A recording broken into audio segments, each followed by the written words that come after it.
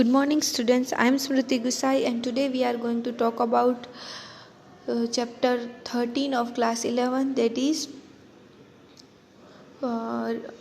photosynthesis in higher plants અને ઉચ્ચ કક્ષાની વનસ્પતિઓમાં પ્રકાશ પ્રક્રિયા. બરાબર. હવે આપણને જોવાનું છે, આપણે લાસ્ટ વિડીયોમાં પિગમેન્ટ્સ વિશે જોઈ ગયા હતા અને લાઇટ રિએક્શન વિશે પણ મેં વાત કરી હતી. અહીંયા કને મેં કીધું છે કે લાઇટ હાર્વેસ્ટિંગ કોમ્પ્લેક્સને LHC તરીકે પણ ઓળખવામાં આવે છે.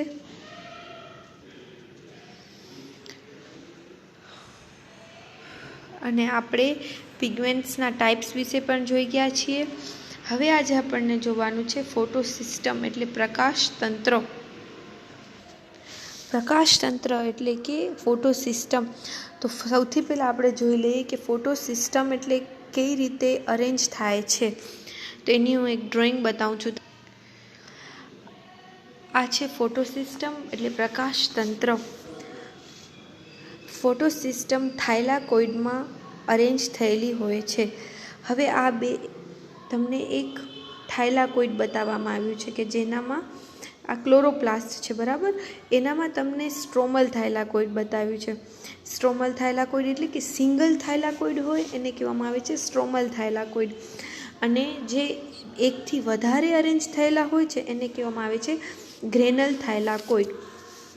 ડ્રોઈંગમાં ક્લિયરલી કહેવામાં આવ્યું છે. ગુજરાતી મીડિયમ અને ઇંગ્લિશ મીડિયમ માટે નામ સેમ રહેશે, કેમ કે ટેક્સ્ટબુકમાં પણ તમને સેમ નામ કીધા છે. ગુજરાતી મીડિયમ માટે કોઈ અલગ નામ નથી. એટલે આ ક્લોરોપ્લાસ્ટ છે, હરિતકણની અંદર ગ્રેનલ થાઇલાકોઇડ એટલે એકથી વધારે થાઇલાકોઇડ અરેન્જ થયેલા હોય તો એને કહેવામાં આવે છે ગ્રેનલ થાઇલાકોઇડ. અને સ્ટ્રોમલ થાઇલાકોઇડ એટલે સિંગલ થાઇલાકોઇડ હોય તો એને કહેવામાં આવે છે સિંગલ થાઇલાકોઇડ. ફોટોસિસ્ટમ લોકેટેડ એટ થાઇલાકોઇડ સિસ્ટમ, બરાબર. હવે PS એટલે શું? ટેક્સ્ટબુકમાં હવે બધી જ વખતે PS કહેવામાં આવશે. PS એટલે કે શું? ફોટોસિસ્ટમ.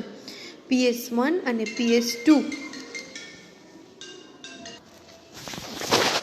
હવે ધ્યાનથી અહીંયા કને ડ્રોઈંગમાં જોજો કે PS સિસ્ટમ કેવી રીતે અરેન્જ થયેલી હોય છે. તો ગ્રેનલ થાઇલાકોઇડમાં મેં ઉપર 4 ટપકા જેવું બતાવ્યું છે, રાઉન્ડ જેવું, એને કહેવામાં આવે છે PS સિસ્ટમ, બરાબર. ધ્યાનથી સમજજો. PS સિસ્ટમ એટલે ફોટોસિસ્ટમ.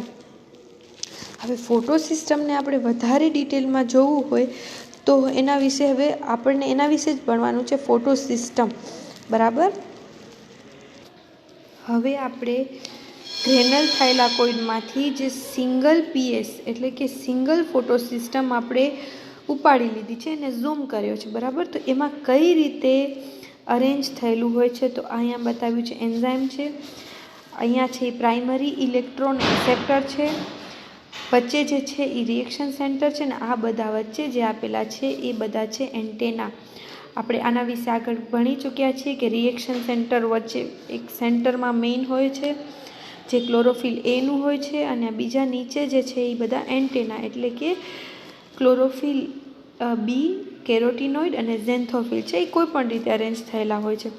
અહીંયા આવેલું હોય છે પ્રાઇમરી ઇલેક્ટ્રોન એસેપ્ટર, બરાબર. એટલે ઇલેક્ટ્રોન ગ્રાહક એટલે કે ઇલેક્ટ્રોનને લે છે અને બીજાને પાસ આઉટ કરે છે. આપણે પહેલાં જ વાત કરી હતી, ઇલેક્ટ્રોન જે છે એ પાસ આઉટ થાય છે, બરાબર.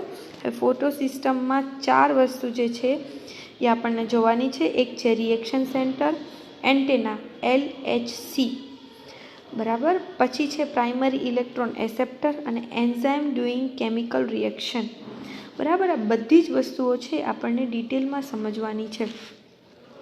હવે આપણે સમજીએ કે રિએક્શન સેન્ટરને આપણે પાછળ સમજીએ એના પહેલાં સમજી લઈએ ફોટોસિસ્ટમ. ફોટોસિસ્ટમ 2 પ્રકારની હોય છે, બરાબર. મેં તમને પહેલાં જ કીધું કે PS એટલે ફોટોસિસ્ટમ. PS1 હોય છે અને બીજું હોય છે PS2. એમ 2 ટાઈપની ફોટોસિસ્ટમ હોય છે. અહીંયા કને મેં બતાવ્યું છે 2 ટાઈપ્સ ઓફ ફોટોસિસ્ટમ. પ્રકાશતંત્ર 2 પ્રકારના હોય છે. એટલે ગુજરાતી મીડિયમ પ્રકાશતંત્ર હવે ભૂલી જાઓ, કેમ કે ફોટોસિસ્ટમ PS1 એટલે એ જ યાદ રાખવામાં તમને સહેલું પડશે. હવે અહીંયા કને મેં બતાવ્યું છે થાઇલાકોઇડ ઉપર સૌથી પહેલાં PS2 અરેન્જ થયેલું હોય છે અને પછી PS1 અરેન્જ થયેલું હોય છે. હવે PS2 અને PS1 કઈ રીતે બનેલા હોય છે?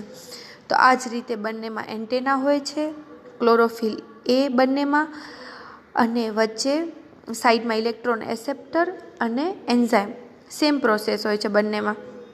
પણ PS2માં ક્લોરોફિલ એટલે કે જે ક્લોરોફિલ એ જે છે આપણો રિએક્શન સેન્ટર એ 680 નેનોમીટર્સની વેવલેન્થ સુધી ઓબ્ઝર્વ કરી શકે છે.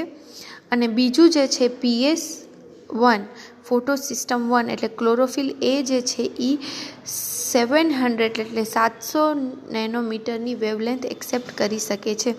અને સૌથી પહેલાં ડિસ્કવર ફર્સ્ટ PS1 થયું હતું અને પછી PS2. બરાબર? આ રીતે PS સિસ્ટમ થાઇલાકોઇડમાં અરેન્જ થયેલી હોય છે, ગ્રેનલ થાઇલાકોઇડમાં. હવે ધ્યાનથી સમજી લેજો, આ યાદ રાખજો, એક્ઝામમાં પૂછાઈ શકે છે. ફોટો સિસ્ટમ 2 અને ફોટો સિસ્ટમ 1 બંનેમાં ક્લોરોફિલ એ આવેલું હોય છે અને બંનેમાં વેવલેન્થ અલગ હોય છે ઓબ્ઝર્વ કરવા માટેની. આમાં 680 નેનોમીટર્સની વેવલેન્થથી ઓબ્ઝર્વ કરે છે અને અહીંયા કને PS1માં 700 નેનોમીટર્સથી વેવલેન્થ ઓબ્ઝર્વ કરે છે. બરાબર? બાકી સેમ પ્રોસેસ હોય છે. હવે આપણે આગળ જઈને સમજવાનું છે કે પોતાનું કામ કઈ રીતે કરે છે. હવે તમને અહીંયા કને આ ડ્રોઈંગમાં બતાવ્યું છે મેં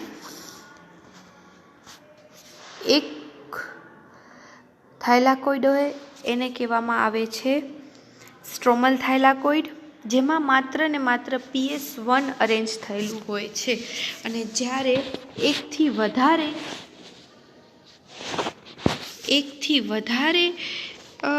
થાઇલાકોઇડ અરેન્જ થયેલા હોય છે એને કહેવામાં આવે છે ગ્રેનલ થાઇલાકોઇડ.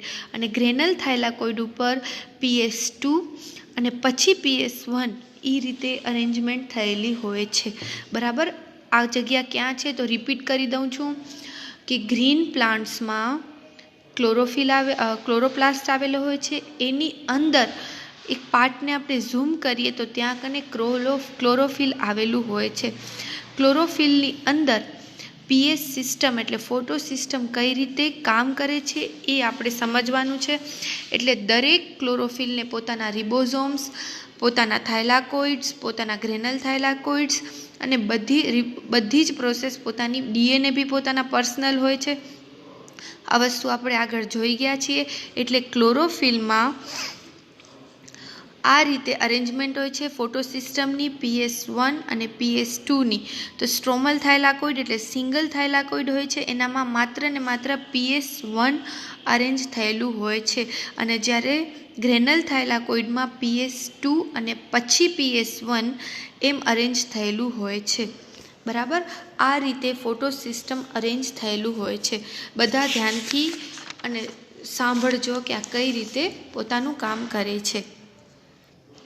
આ વિડીયો આપણે અહીંયા સુધી જ રાખીએ છીએ, પણ હજી લાઇટ રિએક્શનમાં PS2 અને PS1ના સ્ટેપ્સ કે કઈ રીતે પોતાનું કામ કરે છે એ હવે આપણને આગળ જોવાનું છે. Thank you.